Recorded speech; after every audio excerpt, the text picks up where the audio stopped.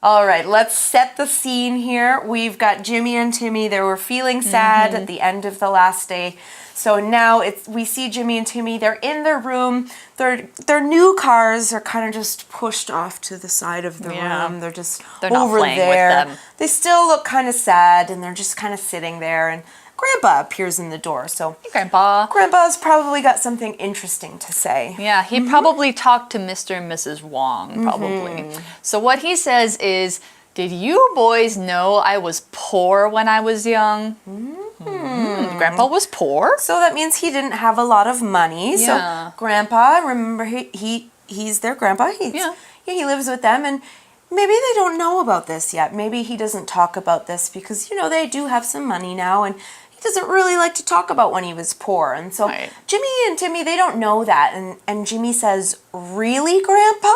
Wow, I didn't know you didn't have money when you were young. Okay. So Grandpa sits down on the bed and he decides he's starting to tell Jimmy and Timmy a story, probably a story from when he was young. Right. And he says, oh, yes, we never had birthday presents. Wow, can you imagine? Wow. I mean, it's still a thing that happens. I mean, sometimes if you're poor, you don't have the money to buy presents. Yeah. You could make something maybe, but it's not like everybody can just go to the store and buy lots of things, right?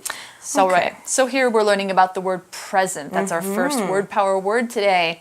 So present is a noun, and it's spelled P-R-E-S-E-N-T. P-R-E-S-E-N-T.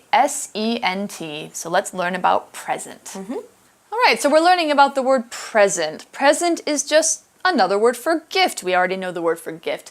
You can get or give presents on special days like your birthday, Christmas, weddings when somebody gets married, and on Teacher's Day. You can give presents to your teacher.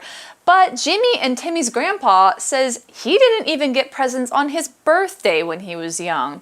All right, so let's look at an example of present. Let's get Mom a present for Mother's Day. Let's get Mom a present for Mother's Day. Okay, so Grandpa, really poor when he was young, and now he's telling Jimmy and Timmy about it, and he said, we didn't get birthday presents, but he also says, every year our neighbors brought us some small gifts at Christmas, though. Aww. Okay, so maybe the family didn't give themselves Christmas presents either, right? But their neighbor brought them some presents. Maybe just some little things, some food to eat, some little toys to play with. Right, and that's really nice. And Jimmy and Timmy think so too. Timmy says that was kind of them. Yeah. That was really a nice thing to do. Yeah. And Grandpa is continuing to tell his story. Timmy thinks that's really kind, and Grandpa says, we were so thankful for those gifts. Yeah. And then you can kind of see in the article there, it kind of just like goes off, maybe someone's going to interrupt him, but first we'll find out what happens after that. But first, let's talk about the word thankful. It's an adjective, and it's related to the noun gratitude. So when you feel thankful, you feel glad about something because it is good for you in some way. Now, you can feel this way when you want to say thank you to somebody for doing something. So if you feel thankful for a gift, it means you're showing gratitude for a present. Yeah, exactly. All right. So Jimmy suddenly thinks of something. I have an idea. He did interrupt Grandpa Wong. Yeah. Okay, so he's got this idea. And we're going to switch pictures here. Yeah. We're going to move on to where the boys are later. They're not in the room anymore. Right. They're talking to their mom and dad. So let's find out what they're saying. This is a little bit later. Now, Jimmy says, we don't want any Christmas gifts this year. What? I know. That's a big change. What idea have they got now? I don't know. Well, let's find out. So Timmy is explaining their idea. He says, in place of our gifts, we want to help our classmate Eddie. Oh, okay. That sounds nice. Yeah. Okay. So here they use the phrase in place of. If you do something in place of another thing, you decide you're not going to do the first thing and you want to do something else. So instead of getting Christmas gifts, they want to help their classmate Eddie. Yeah, so let's find out what they're going to do and why they're going to do it. First, we're going to find out why. So he says, we're his secret Santa. Ooh. Okay, now you sounds guys, exciting. You guys might know what a secret Santa is, but let's explain it really quick here. So a secret Santa is a person who gives another person a gift, but the person getting the gift doesn't know who it's from. Huh. Now, this is also how you describe an activity. So Secret Santa can be the name of an activity too. And it often happens in a big group, such as friends or classmates or coworkers. As long as you've got somebody around you, you can do a Secret Santa. You have to have more than 2 people though, or even more than that. Now, each person in the activity chooses one person to give a gift to, but you can't tell them who their Santa is. That's why it's secret. Yeah. All right. So, if Eddie's their secret Santa, Mrs. Wong is asking, what do you have in mind? Yeah. And what she means is, by the phrase, have something or somebody in mind, if you ask them that, you want to know, what are you thinking? What's your idea? What is in your mind? What do you have in mind? So here Mrs. Wong wants to know about their idea for the Secret Santa. Right, and what they want to do. Okay, so let's set the scene again. Again, we're going much later in time.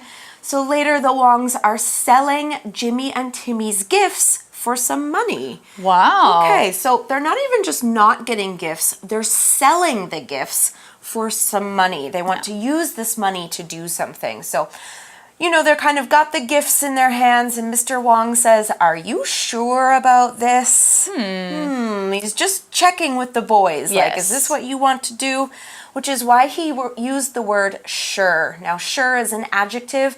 It's spelled S-U-R-E, sure. Let's find out what it means. All right, we're talking about the adjective sure. Now, you can say this in different ways. Some people say sure, some people say sure. It doesn't matter as long as you know what you're talking about. All right, the adjective sure describes the feeling a person has when they strongly believe that something they know is true or correct. So Mrs. Wong is asking the boys if they really want to sell their Christmas gifts. She wants to know if they are 100% ready to do this. Here's an example sentence. I'm sure about the answer to this math question. I'm sure about the answer to this math question. That means you know the answer. All right, so are you sure you want to do this with your gifts? Jimmy and Timmy say yes. They say it at the same time. They're excited. Yeah. All right, so they've got their money now. We're going to move forward in time again. We're jumping around a lot. Yeah, we keep going.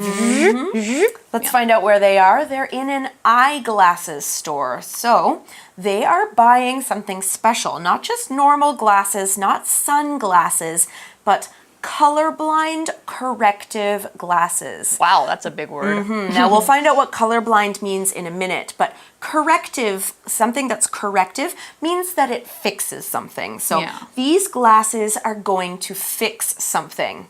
And Jimmy says, Eddie can't see colors like we do. Wow. Okay, so let's find out what this word colorblind means. Jimmy said that Eddie can't see colors the same way as other people. Now that's because Eddie is colorblind. Someone who is colorblind can't see some colors. Now there are different ways that this can happen, but in the article we're only talking about one of the ways. So let's find out which colors Eddie can't see. All right, so just like a lot of people, it says Eddie, he can't tell the colors red and green apart. So red and green both look kind of brownish or grayish to him. Right. Yeah. They look like the same color. Yeah. So if you can tell something apart or tell two people apart, you know or you can see that they are different. Right. So if you can see the colors red and green differently, you can tell them apart. Eddie cannot. So that means that red and green look the same to him. The gift that Jimmy and Timmy want to get for him can help him to see the difference or to tell them apart. Right. So this one's red, this one's green. Now I know. Yeah. Okay, so remember they're corrective glasses. They will fix his color blindness problem. And Timmy says he's going to love these glasses. Wow. Okay, now we've got a plural noun in there that we need to talk about. That's the word glasses. It's spelled G-L-A-S-S-E-S, glasses. Let's find out what they are. We are talking about the plural noun glasses. Now, glasses are things that you wear over your eyes to help you see better. They have special pieces of glass in them. Now, that's why they're called glasses. That can help you see. Now, as you can see, I've got my glasses on. Here's another example sentence. Tony needs glasses to help him see clearly. Tony needs glasses to help him see clearly. Okay, so these got these glasses on. I don't know if you wear glasses. I know I wear glasses. I don't have to. Okay, lucky. Oh. All right, so what are they going to do and why do they want to buy him these glasses? Well, Jimmy says that with these glasses, he'll be able to see true colors, just like us. Where have we heard those words before? I think we'll talk about that in a second. Yeah. All right. First, let's talk about the words be able to. This is a phrase spelled, with a B verb, B-E, and then able, A-B-L-E, to, T-O, be able to. Right. Let's learn about what that means. Okay. All right, so we're talking about be able to, and let's look at one of those words in the middle there. Able has the same meaning as can. I can see these colors. But we can't always put can in a sentence, like if you're using a future tense sentence, or you would be saying, I will can do it, and that's definitely not right. So instead of saying that, we say, I will be able to do it.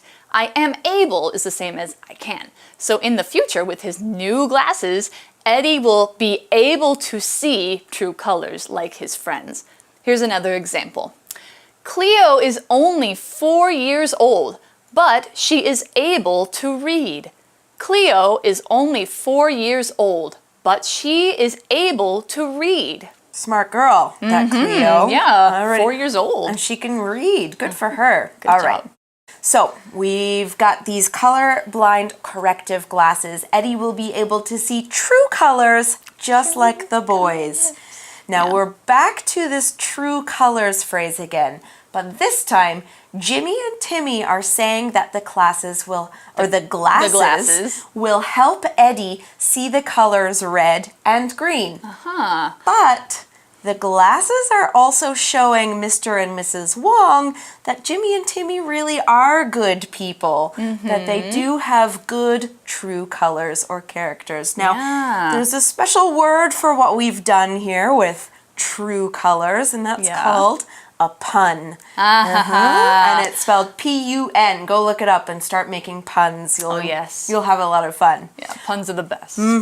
All right, well, now that you know Jimmy and Timmy really are good people and they've helped out their classmate, Mr. and Mrs. Wong, they're kind of looking at each other and they smile proudly at each other. We're still good parents. Yeah. All right, well, we're finished with today's article. We knew Jimmy and Timmy would learn that lesson in the end, and I'm so glad they did. But we're about to run out of time, so let's go to our review time.